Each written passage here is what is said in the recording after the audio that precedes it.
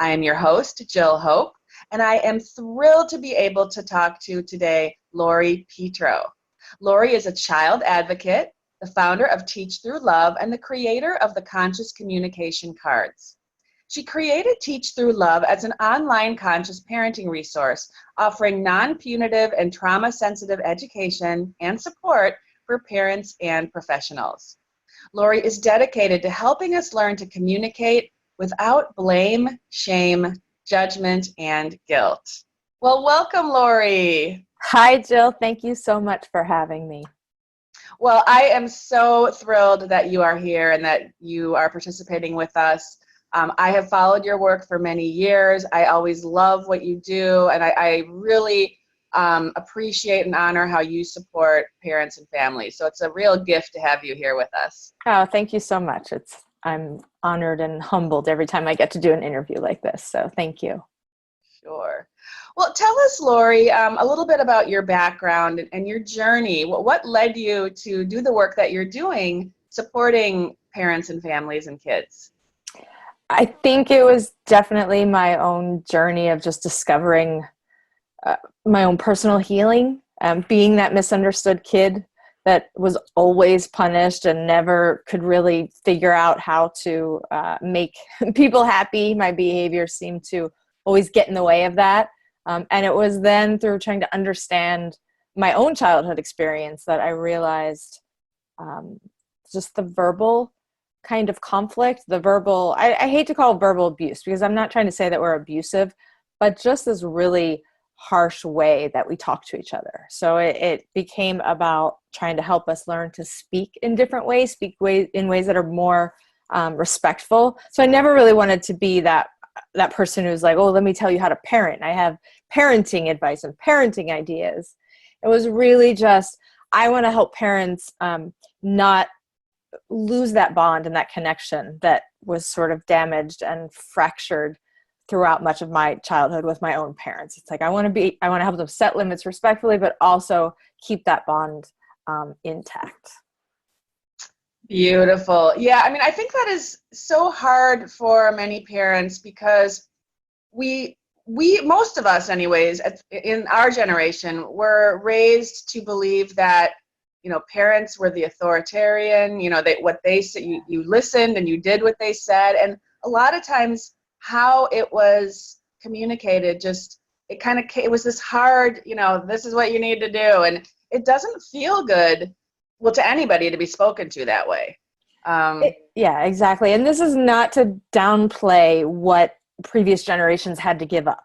There was a lot of survival that was going on. There were immigrants. I mean, there was war. There was so much. And not that that isn't going on today, and it is. But now we have to recognize the kind of toxic stress that it can create in families when we don't look at the emotional health of a family. And it's pretty much when we're saying, top-down kind of authority, this is the way it is. It's not that that's so wrong. It's just that it dismisses everything that's so important about creating a mature, healthy human being, namely emotions. So our emotions weren't really given that same kind of value that they should be given, that we know that they're so important for us to learn about our emotions, to name it, to figure out what we're feeling so that we can address it, so that we can navigate situations without feeling like we have to control everybody else. Because usually if we grow up in that authoritarian type, or even just authoritative, a lot of people say, oh, my parents loved me. I had a very loving relationship with my parents, but I did listen to them because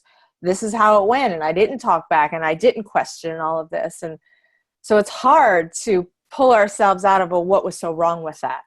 What was wrong? Because I'm fine, and then it's like, well, are we fine? Like, 'cause how do we deal with our emotions if we're getting upset at the 4-year-old or the 10-year-old or the 13-year-old who is talking back to us because developmentally they're just immature. Their brains aren't mature enough to give us thoughtful speech all the time and give us, responses that are emotionally intelligent and respectful. It's our job to but if we get angry when they do that, then are we really emotionally healthy as we could be? So it does take a lot of sort of personal insight and willingness to go, okay, what am I bringing to the table? How am I supporting my children? are my words motivating my children? And are they making them feel like, yeah, you made a mistake and that's not okay, but here's what we can do differently, or here, I'm here to support you no matter what. And those were the messages that were sort of missed in the authoritarian idea of, or even just any traditional type parenting where do what I say is valued more than how do I feel. Yes, yes, absolutely. Well, and I think that kids, I mean, no one, as we were talking about earlier, no one likes to just be told and sort of have someone else's views be put upon you, whether you're an adult or you're a child. But I think it's especially hard for sensitive kids. You know, and I speak from a little bit of experience with this in terms of the fact that my son, and it took me a while to kind of figure this out, is pretty sensitive. So he would actually say things to me like, Mom, you know, why did you say it to me like that? And, you know, he's always calling me out on how I say things. And I think that's so interesting. And it makes me think about our sensitive kids. And so I really do want to talk about the sensitive kids. You had actually written something in the information you provided us. There was a statistic like 1 in 5 people are highly sensitive. And that really astounded me. Yes. So I mean, that's 20% of our population when we look at it. That's a big number. And the sensitivity, I think that we've moved from thinking it was a deficit to really understanding how beautiful it is. And it just means that we're wired in ways that we take in more, and it takes longer to maybe adapt to certain situations. But these are also skills and abilities that lead us to come up with great inventions and come up with new ways of thinking and problem solving. And, you know, some people are going to go out and be really great connectors and make, you know, peace talks. Like there's so many amazing things that can come out of someone who is highly sensitive. But we also need, you know, it's not that these are special kids or that they're, you know, I don't think that they're, we put so many labels on everything nowadays, and I hate labels. Like, I'd like information. I'd like a map to say, here is a list of skills and abilities that this child, this is their profile, this is their temperament, this is what sets them off. And tone, it's so funny that you mentioned that, because that really is one that I think parents miss. Like, they think, well, I did nothing wrong. I was empathetic. I was kind. I delivered just a limit, and it was said without any, you know, it was neutral. But we don't realize that maybe we were thinking about something else and our tone was just neutral, but it was stressful to the child because they were sensitive to what was going on underneath. They picked up on your level of stress, and it wasn't just about your words, it was about how it was delivered. My daughter always mentions my tone and can be very quick to think that I'm angry with her or that I'm upset about something, even if I'm not, even if it's not necessarily that she's, you know, picking up on more. You know, I'm not saying that our kids are always going to be, but they absorb our emotions, right? We can't block it so much. We can block it to a degree, but they are going to pick up on it. But even just, you know, how fast we move through a room, you know, there's so much that they are picking up on, and it's not just the tone of our voice, but it's the sights and the sounds and movement, and a lot of that can be really destabilizing for them and can be very dysregulating. So we can say, oh, I wasn't angry. And that's fine. You know, we can recognize that, but can we also be willing to understand that the child's system picked up on more and was affected just more deeply? They feel more deeply. They sense things more deeply, not just at a physical level, but also at an emotional level. So there's different sensitivities, I think, that we also miss. That's really important. You know, the child who covers their ears when a truck goes by or a siren goes by or the vacuum turns on or somebody's crying and suddenly they get all agitated. It's because the stimuli that's coming in is just very dysregulating for them. But we can mature through that. It might just take a little bit longer, and it may be a little more exaggerated in sensitive kids, whereas typical kids aren't even fazed by you know, a kid, I shouldn't say typical, but a child who isn't sensitive isn't going to necessarily be fazed by, you know, the loud noises that are going on or the conversation. My daughter needs it to be really quiet when she's working on something, because chatter or conversation or noise just is very distracting to her. So there's lots of different ways that sensitivity can show up, but definitely it's a large percentage of our population for sure. So Lori, how does a parent know if their child, how do you know the difference between, well, my child has some real sensitivities in terms of how, how they're being affected by stimuli versus a child, maybe it's a defiant child, or, how do we know as a parent if we're dealing with that? So what I would like to look at what we think about a defiant child. Like, what does that really mean? Because for a child that's sensitive or not sensitive, defiance is saying, I feel unheard. Possibly the relationship between us is broken down, and this defiance is telling you, I need you to reconnect with me. I need you to hear me. I need you to understand me in a way that you're not. Defiance can represent a lack of skill in a child. It can also represent a child who's just dysregulated and stressed to the point where they can't show a different behavior. So I hate when we, not you, but I don't like when we sort of label the behavior as defiant, because there's always a root cause. So, but what does sensitivity look like, and not just maybe that, because even if it is sensitivity, it's going to be what? A dysregulated system, right? So we can look to the stress that's in that environment. But what it's going to look like is, again, the kid who covers their ears, the child who is hesitant to go into the group, even though they know everybody in the group and they're in a familiar place. But maybe there are 15 people in the room, and probably 5 is about all they can handle to go in and feel really confident. For the first 40 minutes, they want to just observe. So kids who are really observant and cautious, they may seem overly cautious, but they're really taking in their environment. They're looking at, the fuzzy hair that's sticking up on the guy over there, and the lady who's laughing really loud over there, and the kids who are running and bumping into each other. And that's a lot. That's a lot to take in. And when we have a sensory system that's sensitive, it's just that the signals in the brain are not necessarily going to make it to the right place fast enough. Right? So there's just it's just a slower adaptation of what's going on in the environment.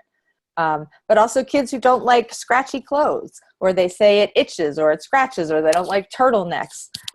They don't like, my microphone's on this one.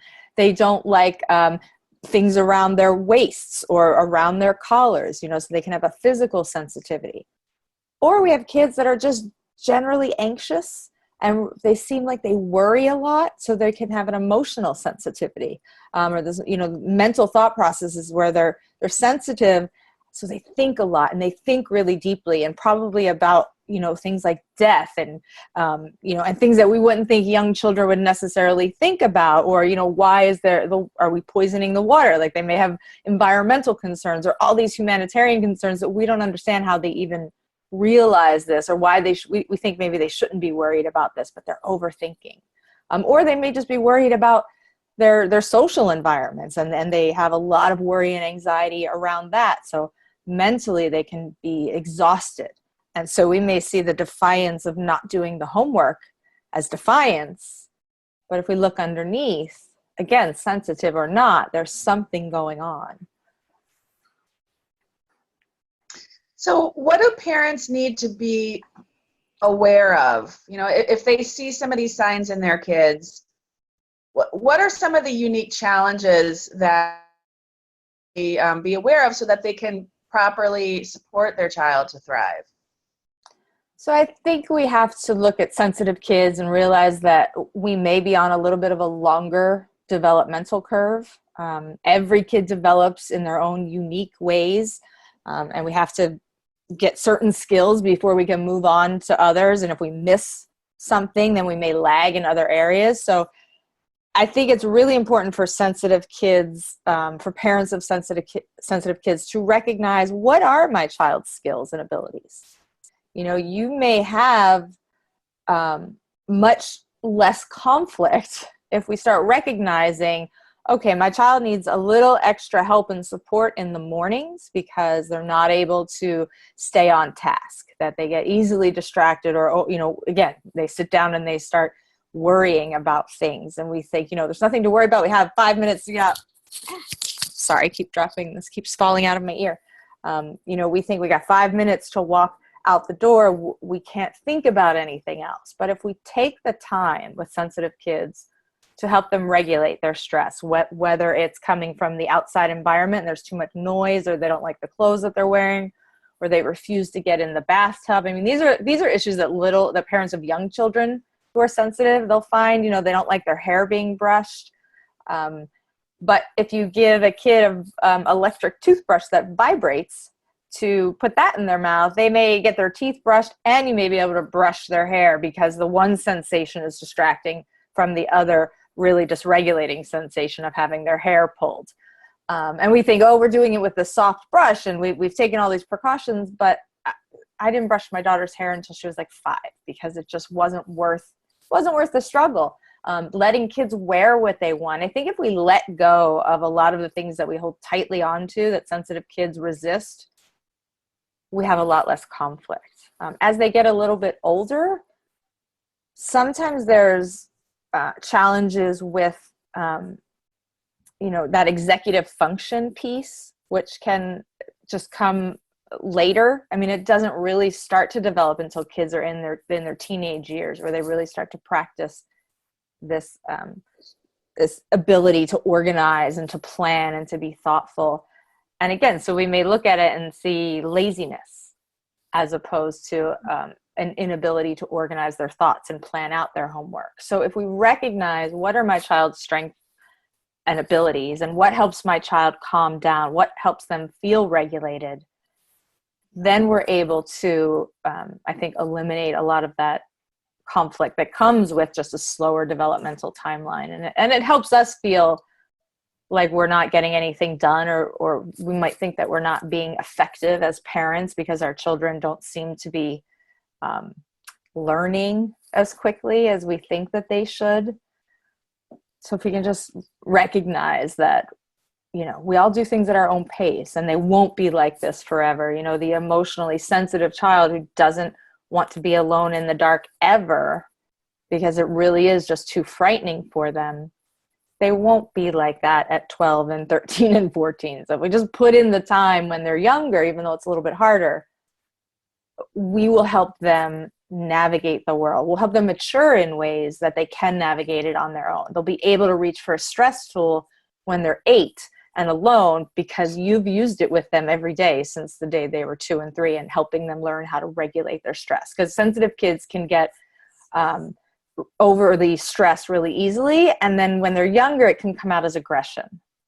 And we think, this child needs more firmer discipline, but it's just that they're so dysregulated and they're immature because of their age that it comes out in aggressive ways. So that's sometimes how we can, I think, just miss that sensitivity and think the child needs more discipline. But it will help them build them if we just keep giving them those, recognize what they're, what that behavior, the root cause is, and then speak to that root cause. We help them develop the skills that they need to thrive. Well, I love this whole idea of recognize their strengths and abilities, because so often we focus on what's wrong, and I think we're wired to always look for what the problems are, but I like focusing rather on what their abilities actually are, what their strengths actually are. And I think the other thing, and I'm so glad you said this, Lori, because this thing about, we have these rules as parents, like with brushing the hair, and I so relate to that, because my son, I couldn't get a brush or comb anywhere near him, and every time my mom would stay with us, she would comment like, is he ever going to brush his hair? And I'm like, I don't know, like, I'm assuming at some point, yes, he will. And she saw him for the first time comb his hair, and I think he was maybe 13, 14. And she's like, Joe, I can't believe it. I'm like, I know, this just started. They do figure it out and get to the point where it's okay. But I think parents need to let go of those rules, right? Yeah, I think we're afraid of being judged, right? Because you walk out, and if your kid's hair is a mess, what do people think of me? I'm too lazy. I'm not bathing the child. I mean, it really is. And for me personally, I don't That's one thing that I'm like, I don't care. If you think I will let my child, she wears whatever she wants. She does not to this day wear two socks that match. They have to not match. Like that's actually a rule for her, is that they don't match. And so I've given up. For me, it wasn't a big deal, probably because my mom was so like, brush your hair, or, when I was older, why don't you put on some lipstick and, things like that. And it's like, why? Who cares? Like, unless I'm doing something like this where I need to look presentable. But they do. They come into their own, and then who cares if they grow up and they don't want to brush their hair? Like, why? Maybe that's there's a reason for their journey to just be that person. I want us to let our kids, obviously I'm not saying, we never encourage them to have personal hygiene and things like that. But yes, if we can just let go of the things that we're afraid of, that we're fearing. And I heard that, is he ever or she ever going to brush her hair, or are you ever going to brush her hair, for so many years like you did. And now I have a girl, and now she loves brushing her hair and loves like doing things to it. And she wants to brush my hair. So it happens, it really, and she's 12. So things will happen in their own time, and they will, but they won't happen. Here's the thing. If you had just never, ever even introduced him to a brush, or didn't brush your own hair, we're models. How we take care of ourselves also rubs off on our kids, and they will pick up on some of that, even if they have a different personality or a different, thought about personal hygiene in that sense. How do we take care of ourselves? How do we regulate our stress in that same way? Kids will pick up on those habits. So it's not just like we let them do whatever they want and never offer tools and never offer other alternatives. But if we can stop forcing our agenda on children, we will experience a lot less conflict for sure. Yeah, absolutely. Do you have any ideas or strategies or mindset shifts, anything around this idea that can help a parent who knows? Because I coach these parents all the time. They people have a hard time letting go of how they think something needs to be, and a lot of times that is projected onto their child. So have you anything you can share there for those parents that as some first steps to kind of shift that internally? Yeah, definitely. So the first thing I think we want to practice doing when we get into this urge to, put a limit because out of fear or out of this like stress that I've got to show them a different way, I've got to teach a lesson, whatever it may be, that urgency that comes up. If we can just, as long as nobody's on fire and nobody's in danger, we can step back from that situation, count backwards from 10, walk away to get a glass of water, and let all those thoughts that I need to do this, like they shouldn't, and I'm so mad, or whatever's coming up, let that come out. But then really, after all that passes, that noise, what's the emotion that's sitting there? Am I sad? Am I sad that that nobody's listening to me? Am I angry that, that I'm even having this fight every day? Like something is going to come up. There's something in there. And sometimes I even have a parent coach that I worked with once, and she was saying, I have no feelings. Nothing is coming up. Be with that. And because that's also a great indicator of what's going on. Sometimes we numb out to our own feelings. We don't want to feel those feelings, and it can be hard. But the first step to letting go of that urge to control, give a limit that may not be necessary, is really to just find out what's going on in ourselves. Why am I triggered in this moment? And I have I think we have the Supporting Sensitive Kids introductory free class that everyone can take if they want. And in that, we go through some of these activities where you can do this on your own. You can journal. Every time you have a conflict, what triggered you? What emotions are popping up? You'll find patterns. You can do this with your kids too. You can start to track when you've got conflict popping up. You might find it's the same time every day and they're low protein, so their brain isn't working at 4:00 every day, and sometimes the solution is a piece of cheese. Or you may find that their, mornings are tough, or it's every time they finish playing with their sibling and they have to move on to something else. You'll find a pattern in your own triggers and in your kids. So tracking the behaviors, tracking your triggers is a really great first step. And then just investigating your own personal history. We may say, oh, I had great, happy childhood. That's great. But what else is there? How did everybody express anger in your family, for example? Maybe anger wasn't expressed. Maybe we weren't allowed to have angry feelings because only the happy stuff is allowed, what was allowed to be shown. And, you just go get over that. You go to your room and you get over that, or you get over that alone. And even though our parents loved us, suddenly we go, oh, I get triggered every time my child gets angry, because here I think I'm this calm person who never gets angry, but maybe I'm just suppressing my anger. Maybe I've never been allowed to be angry. So of course I can't deal with my child who do they think they are that they can be angry? But when we connect it and go, oh, I just want to feel angry and I don't want to be judged for it, suddenly it's like a relief. Like we don't even necessarily need anything else to happen except a recognition of what's going on for us. Those are just some ideas. I don't want to like tangent off and keep going because I know I could probably keep talking, but investigating our emotions, where we feel it in our body, and then some of our history, our story around how our families, interacted is a great way to stop that urgency to punish or to control our kids. Well, I love those suggestions, and I'm so glad you walked through kind of what that would look like too, an example of what that looks like, because I think a lot of us it sort of highlights you sharing that, just this idea that we have to do our own work as parents to really support our kids to thrive, don't we? We do. It's so true. It's so important that we kind of figure out what our own emotional set point. One of the exercises that I do with people is how do I wake up? What's my emotional set point? Where do I start the day? Do I start the day with a very low tolerance? So the minute my child says no to me, I'm off. I'm like, all right, that's not how the day's going to go. And then we start controlling everything. Or do I, wake up and I've got a pretty good level of tolerance that I can sort of make it through, and I can handle things. I can be empathetic, but maybe I have so little support that by noon I'm out of it. And so we go, oh, okay, where can I find maybe some support? Even if that's just, I'm going to call my girlfriend and talk for, 20 minutes on the phone just to feel, just to get some out. Or I'm going to go, run or play golf, or, whatever it is that calms us down. I need to I need to implement this. I need to put in this self-care practice because I know what's going on for me. When we recognize all of that,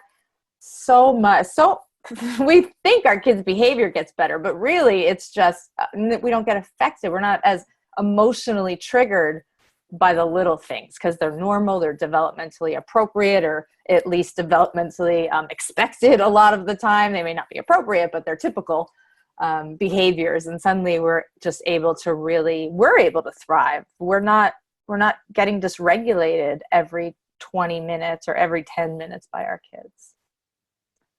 Love it. I love that, Lori. Thank you for sharing that.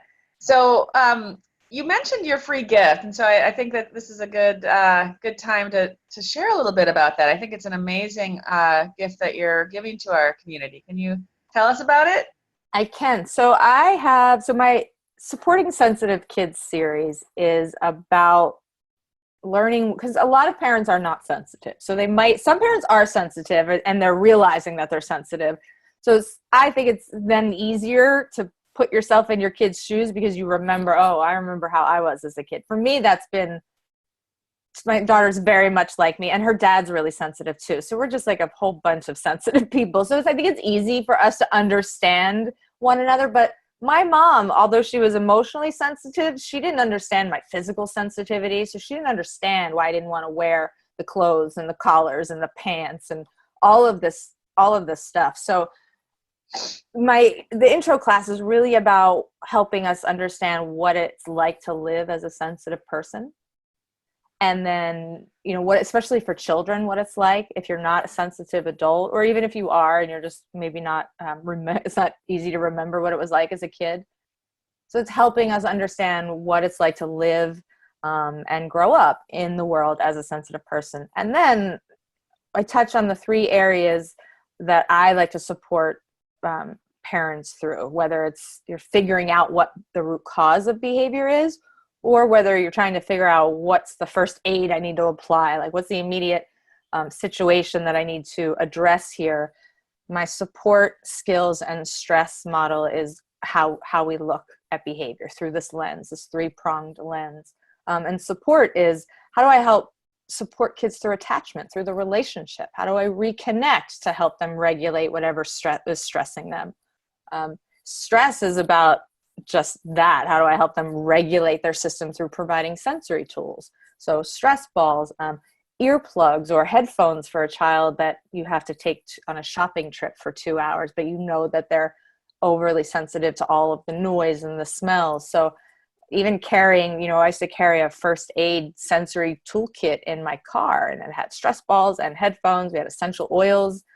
There's putty. There's all kinds of toys now that you can, and stores that are just sensory toys, just for sensory toys. So finding out what helps your child regulate when they're having, when they're dysregulated by something in their environment, whether that be, the lights or the sound or the smells or the clothes. And then the third area that we want to look at is skills. So how do I support and motivate my sensitive child to build and work on their emerging skills? Because sometimes their skills is what they're really working on. Our relationship is connected. They're not feeling too stressed, but they're also not feeling really motivated to work at this skill because it takes a lot of thinking power. And sensitive kids can get worn out when they have to put in a lot of mental effort. So they need brain breaks. There's tools. So the course goes through those three areas and then helping us, understand what it's like living as a sensitive person, and then touches on how we can help kids in those three areas. Wow, that sounds so supportive. And, I'm thinking that this would be great for teachers as well, because they're seeing whole classrooms of kids, and, going back to that statistic, 20% of them are probably sensitive. Yes, absolutely. It can definitely help, especially in classroom management, because if we know that the sensitive child is overwhelmed, instead of, punishing or moving their paper, their clothespin to the yellow or the red zone, we can now help that child by letting them take, 5 minutes to go sit on the beanbag that's in the reading center, because we know that they're going to be able to regulate and calm down by going over there. So definitely for parents and professionals, it can be really supportive. Wonderful. And can you talk about your offer? Because we also have a very generous offer that you're making here for our listeners today. So the Supporting Sensitive Children, the full course, I believe, is what we're offering. And that, again, how do we help our kids in those three areas? But this is the expanded course. So it's 3 learning modules of support, stress, and skills. But it's broken up into really short segments, so we can start to implement the information without being overwhelmed. Like, oh, I just sat through an hour webinar, which was great, but I don't really know. It was too much. So this is really broken down with activities to do. So things that will take you through, like, one of the activities I know is, how do I handle conflict? Do we even know what our conflict resolution style is? Are we aware of what we do when we enter into a conflict and how we act? So there's lots of personal investigation that goes on, and then checking in with your child too. Exercises. So support, stress, skills. Again, how do we help our kids thrive through this relationship, through our attachment? How do we support them by helping them navigate their stress? And how do we build their emerging skills? But it's an expanded, the intro class is about an hour, I think, and then this course is about 4.5, 5 hours, but broken down into 10, 15-minute segments that you can and then do an exercise, and then, okay, we can move on to the next section. Wonderful. Yeah, I mean, that really helps you to ground into the ideas, is when you actually then immediately go and practice them and do them. So I love that that's built into the course. Yes, everything that I do, I talk about the theory, but I'm all about the action. And so there's exercises. If you don't do that personal investigation, you might be still going, well, why? What do I do? What's working? It's like, go back, check in with yourself. Just even that mindful exercise that we talked about early, great way to just start helping our sensitive kids by taking inventory of what's going on with us. Yes, yes. Well, and I think you're offering a really special price for us as well, right? Yes, there's a discount. I think the course is normally $299 and you guys are $199. Yeah, I so believe we're thank you. offering it for. So yeah, so but just through your special link too. So if you go to the website and you go, oh, this is not the right place, make sure you get the empowered kids link, special link through Jill. Yes, yes, awesome. Well, thank you so much, Lori, for offering those. We're kind of winding down with our time here, but I wanted to ask you, what, if you just had to kind of summarize or pull out your most favorite tips to empower and help sensitive kids feel confident from the inside, what would you say for parents and teachers out there? Well, what should we be focusing on? Believe them when they say something is upsetting or stressful or worrisome or too loud. Don't try to talk them out of it. If we can just believe kids when they say, this is too much for me, whatever the too much is. And because a lot of times we will think it's not too much for you. I've seen you handle this before. You can do it. You're a big girl. You're mature or whatever. Don't talk them out of it. Just say, I recognize this is difficult for you. If we have a child that is afraid to walk into, like I said earlier, a place where they know everybody, say, I can see this is really hard for you. I'm going to wait. Let me know when you think you're ready. You can stand by me. Like, just believe them and let them tell you, follow their lead. Let them lead you to what helps them. Sometimes they won't know when they're younger, but as they get older, they'll be able to recognize, I need time, I need space, I need quiet. I need nobody to look at me right now. Yeah. Well, that's a beautiful, beautiful suggestion. I love it. Just believe them. Yeah, just believe them. And listen. A lot of times we don't want to listen to our kids because we think we know better, but sometimes they actually know what they need in that moment. And if we can just breathe without talking for a few moments, they will most often let us know. Yes, so very true. So very true. Well, thank you so much for being here today, Lori. I've so appreciated you coming on and sharing all these great ideas with us. Any final parting words before we close out today? Well, thank you so much for having me, and especially getting the word out about sensitive kids and just helping parents understand, like, no, you don't have a defiant child. You might just have a really sensitive kid.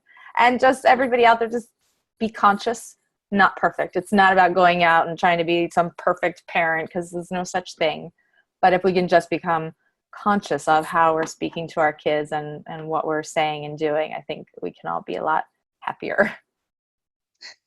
So true. Thank you so much, Lori. And thank you to our listeners for being here today. Please come back and listen to another inspiring interview in our Empowering Kids Now Global Summit. Until next time, be empowered.